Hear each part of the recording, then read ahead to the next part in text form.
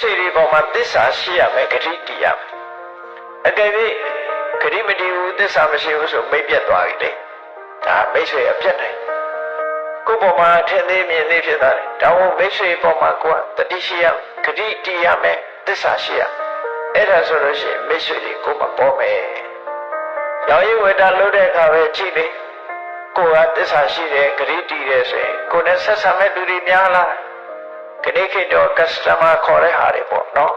အယောင်းဝယ်လုပ်တဲ့ပုဂ္ဂိုလ်တွေဟာဒါဓမ္မအရေးကြီးတဲ့ကိစ္စဂတိတည်ခြင်းသစ္စာရှိခြင်းပေါ့ဝေကြီးနဲ့ပတ်သက်ပြီးဂတိတည်တယ်သစ္စာရှိတယ်အဲ့ဒါဟာမိတ်ဆွေပေါ်ခြင်းရဲ့အကြောင်းတစ်ခုပဲတခြားနေရာမှာမြတ်စွာဘုရားဟောတာရှိတယ်ဒီမိတ်ဆွေပေါ်ခြင်းလို့ရှိရင်ဘာလို့မလုပ်ဆိုရအောင်ပေးရကမ်းရမယ်ပေးကမ်းတာလည်းပဲမိတ်ဆွေပေါ်ခြင်းရဲ့အကြောင်းတစ်ခုလို့ဟောတာရှိတယ်နော်တထံမိတ္တာနိခန္ဓတိ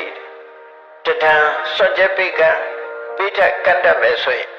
မိတ္တာနိမိတ်ဆွေတို့ခန္ဓတိနောက်ဖွဲ့ချီထားတဲ့မိတ်ဆွေတွေခိုင်မြဲအောင်လုပ်ထားလည်းပဲပြီးခြင်းကမ်းခြင်းလို့ဆိုတယ်ဒီတုတ်တမှာတော့မြတ်စွာဘုရားကအဝိတံဝဒနာ